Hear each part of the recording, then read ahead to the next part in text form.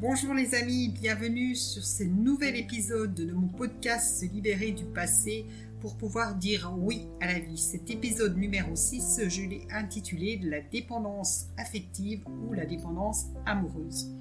Pourquoi ? Parce que je me suis rendu compte que quand on est dans une relation toxique, très souvent, c'est parce que je suis dans la dépendance affective, la dépendance amoureuse. Pourquoi ? Parce que on les a vus, ces personnes au comportement toxique font que ce que nous vivons procure un certain mal-être, un certain malaise, mais il y a quelque chose qui fait que nous sommes addicts à la relation. Vous le savez, on est toujours addict à quelque chose qui n'est pas bon pour moi. Peut-être que je suis addict à la cigarette, peut-être que je suis addict à l'alcool, peut-être que je suis addict au sucre. Peu importe le type d'addiction, je sais, peut-être que même que mon médecin me l'a dit que c'était pas bon pour moi, mais il y a ce quelque chose qui fait que j'en ai besoin. C'est exactement ce qui va se passer lorsque je vais vouloir quitter, sortir de cette relation toxique. Parfois aussi, c'est très difficile de sortir d'une telle relation parce que la personne qui exerce ce comportement toxique vis-à-vis de moi-même, eh bien, c'est peut-être un membre de ma famille, c'est peut-être un parent. Et là, ça va être beaucoup plus difficile. Donc, comme je vous l'avais dit précédemment, il va falloir que je me protège, que je mette des barrières de protection face à ce comportement toxique. Si je décide de sortir de la relation, oui, certes, je vais être libérée de cette empreinte physique, mais va perdurer l'empreinte psychologique. Au niveau émotionnel, je vais ressentir, comme dans le cas d'une addiction par exemple au sucre, je vais ressentir un manque, je vais ressentir un vide.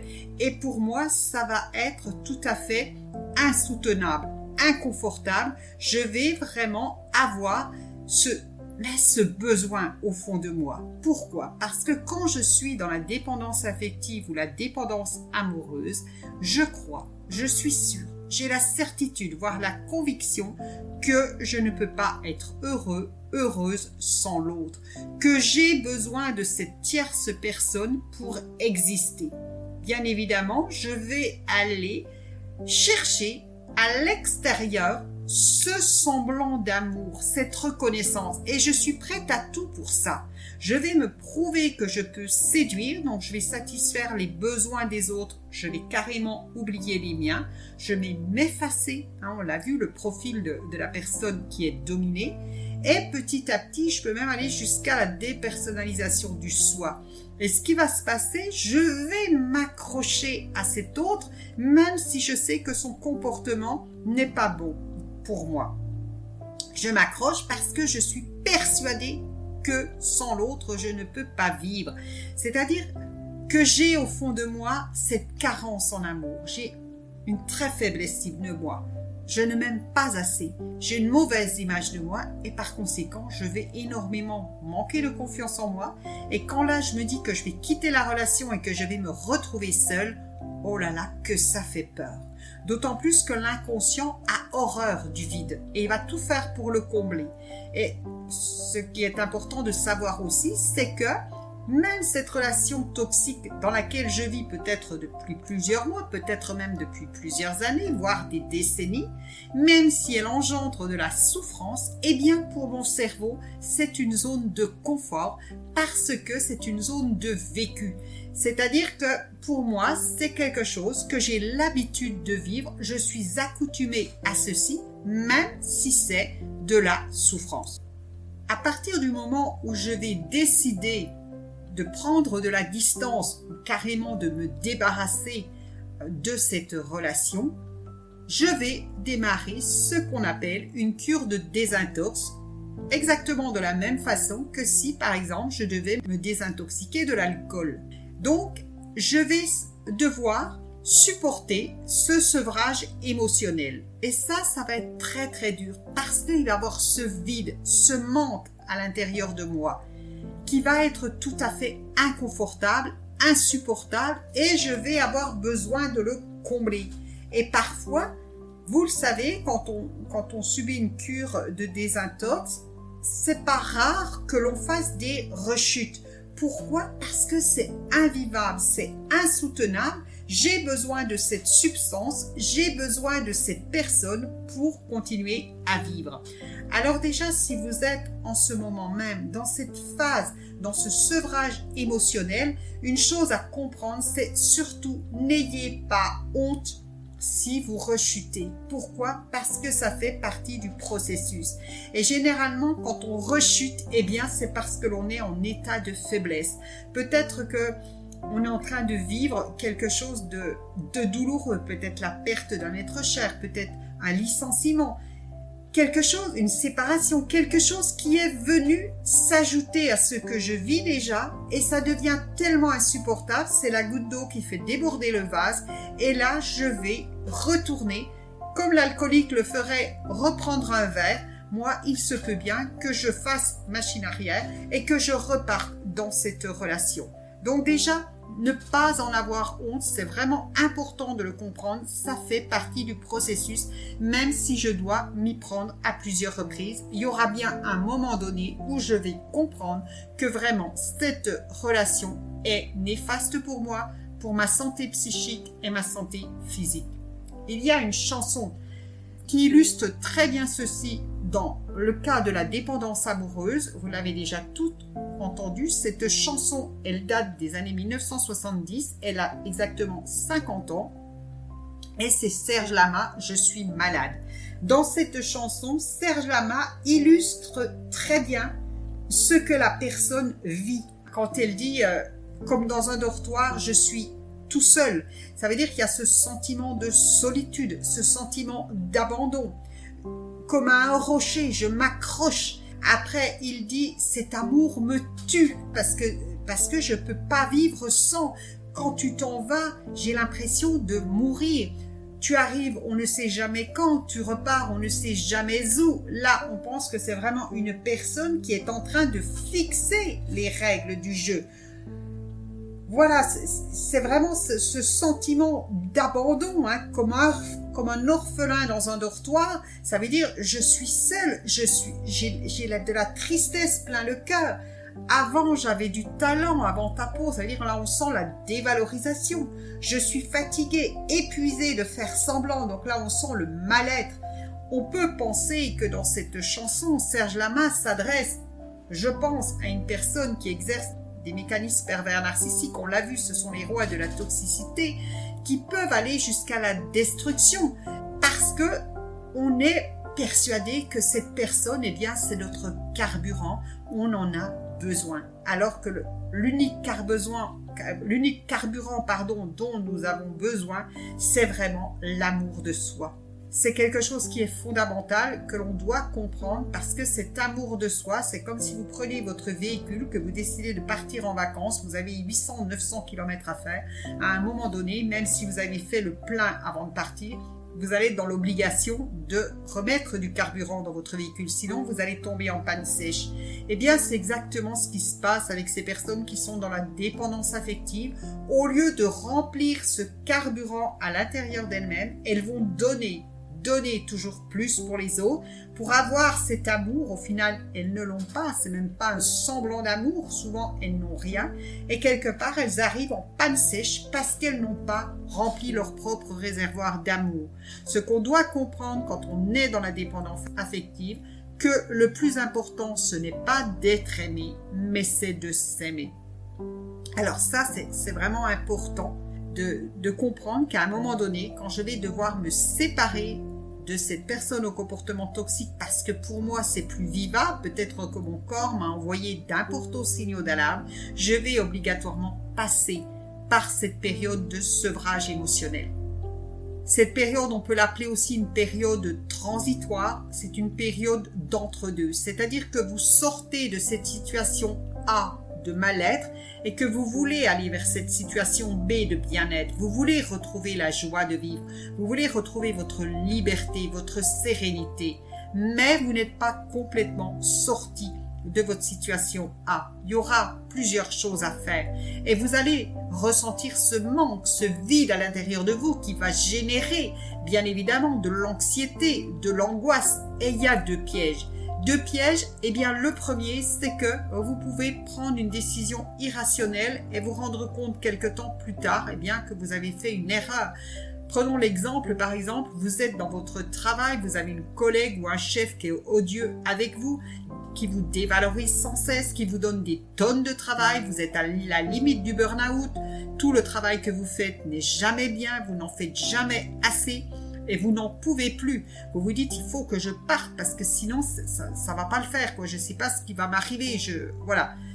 Et vous quittez votre emploi, vous démissionnez et comme peut-être vous êtes même seul, il n'y a pas d'autre salaire qui rentre dans la maison, vous allez prendre le premier job qui vient. Et au bout de 2-3 mois, vous allez vous rendre compte eh bien, que ce travail, c'est peut-être même pire que celui que vous avez quitté. C'est exactement pareil dans la relation sentimentale. Quand vous allez quitter cette personne, parce qu'il y a ce vide, vous n'en pouvez plus, vous allez prendre une autre personne pour faire vraiment le tampon, pour faire le pansement. Et vous allez vous rendre compte que, eh bien, quelques mois plus tard, vous revivez le même scénario. Vous allez vous dire, c'est tous les mêmes, c'est toutes les mêmes. Oui, pourquoi? Parce que vous avez voulu camoufler, vous avez voulu remplir ce vide, ce manque. Alors que bien souvent, cette période transitoire, eh bien, elle est nécessaire, je dirais même qu'elle est obligatoire, parce que c'est là que vous allez peut-être comprendre pourquoi vous êtes tombé dans cette relation toxique. Et justement, quand vous êtes dans cette période où il y a le manque, le vide, pour ne pas faire marche arrière, parce que ça c'est le deuxième piège dans lequel vous pouvez tomber, vous allez repartir une fois de plus. Souvent quand on a affaire à des manipulateurs, des manipulatrices qui nous harcèlent, qui nous manipulent, à un seul moment de faiblesse, et puis là on peut, eh bien, raccrocher les wagons et se repartir pour une nouvelle fois. Quand vraiment on est dans cette période transitoire mais nécessaire, eh bien, lorsque le manque se fait ressentir, ce qui est important, c'est de se concentrer vraiment sur la gratitude et se dire, voilà tout ce que j'ai déjà. Je vais aimer ce que j'ai déjà et la gratitude va me permettre de fabriquer des neurotransmetteurs comme la sérotonine qui vont m'apporter vraiment cette joie de vivre que je recherche depuis tant d'années. Ça, c'est important de le comprendre vraiment. Et puis, ce qui va se passer aussi, ce qui est important, c'est vraiment de concentrer son attention, garder le focus sur cette situation B, cette situation vers laquelle je me dirige. Et surtout, vraiment, quand je suis dans cette période difficile, c'est vraiment de me recentrer sur mon socle des valeurs. C'est-à-dire que cette situation B doit être une situation, que je choisis en fonction de mes propres valeurs. Ne l'oublions jamais, ce qui génère de la souffrance, c'est une situation dans laquelle je suis et où je ne respecte pas mes valeurs. Donc si je choisis d'aller vers ce B, c'est nécessaire que cette situation procure la satisfaction de toutes mes valeurs, ou du moins des principales. Sinon, à coup sûr, ça va générer de la souffrance. Vraiment, cette situation B, c'est vraiment l'étoile du berger. C'est cette étoile, c'est comme quelque chose qui va vous raccrocher vers ce que vous voulez, et c'est ce qui va vous empêcher de ne pas refaire marche arrière. C'est vraiment important de prendre cela en compte si l'on veut passer cette période transitoire qui, à mon sens, est nécessaire. On ne peut pas faire sans. Vous ne pouvez pas passer de la situation A de mal-être vers la situation B de mieux-être en prenant l'ascenseur. C'est pas possible. Il va falloir y aller vraiment pas à pas, progressivement. Et ce aussi parce que votre cerveau ne va pas valider si l'écart est trop grand. Et aussi, ne l'oublions pas, votre cerveau, ce qu'il veut, c'est préserver votre identité. Donc, si ça fait des années que vous êtes dans cette situation d'inconfort, pour lui, c'est du vécu, c'est du connu, c'est sa zone de confort et il aura tendance à vous ramener vers votre moi passé. C'est pour cela que on doit vraiment porter son attention, sa concentration sur ce que l'on veut vraiment et ne pas concentrer notre attention sur ce qu'on ne veut plus. Ça, c'est très important de prendre tout cela en compte. Voilà, j'espère que si vous êtes en ce moment même dans cette situation de sevrage émotionnel, ce que je viens de vous dire pourra vous aider vraiment à surmonter cette épreuve, ce passage transitoire. Voilà, surtout gardez espoir et n'oubliez pas que on peut toujours améliorer son estime de soi. Moi, l'estime de soi, je la compare toujours à un gâteau d'anniversaire. Quand vous préparez un gâteau d'anniversaire, vous allez faire votre génoise. Ensuite, vous allez mettre de la crème pâtissière, de la crème fouettée. Vous allez faire un décor. Vous allez mettre des copeaux de chocolat. Vous allez mettre peut-être des fruits. Vous allez mettre la cerise sur le gâteau. Si à un moment donné, la cerise sur le gâteau est obligée de partir pour raison X, eh bien, il ne faut pas qu'elle embarque avec elle tout le gâteau et toute la génoise. Pourquoi? Parce que là, c'est la souffrance assurée.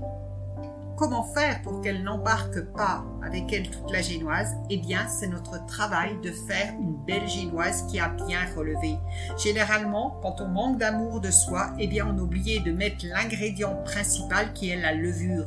Je vais mettre de la levure pour que mon gâteau, il gonfle. Eh bien, moi, si j'ai pas mis d'amour à l'intérieur de moi, si cette autre personne qui me procurait du bonheur, du plaisir, qui venait égayer mes journées, même si c'était dans une relation toxique, puisque nous n'oublions pas, j'en avais besoin, eh bien, quand je quitte cette relation, il ne faut pas que ma génoise parte avec le décor. J'ai bien reconstruit ma génoise, il n'y a pas de raison pour que ce soit la souffrance. Alors, il n'est jamais trop tard de se remettre à nos fourneaux, de prendre nos casseroles et de faire une magnifique génoise et un magnifique gâteau d'anniversaire. Alors, le conseil que je vous donne, c'est aimez-vous, soyez fiers de vous, célébrez toutes vos petites victoires, c'est très important. Rappelez-vous que vous êtes une belle personne, soyez fiers de vous et vous allez petit à petit faire lever votre génoise. Voilà. Eh bien, écoutez, je vous souhaite une excellente journée. Je vous dis à tout bientôt sur un prochain épisode de mon podcast. Allez, ciao, bye bye.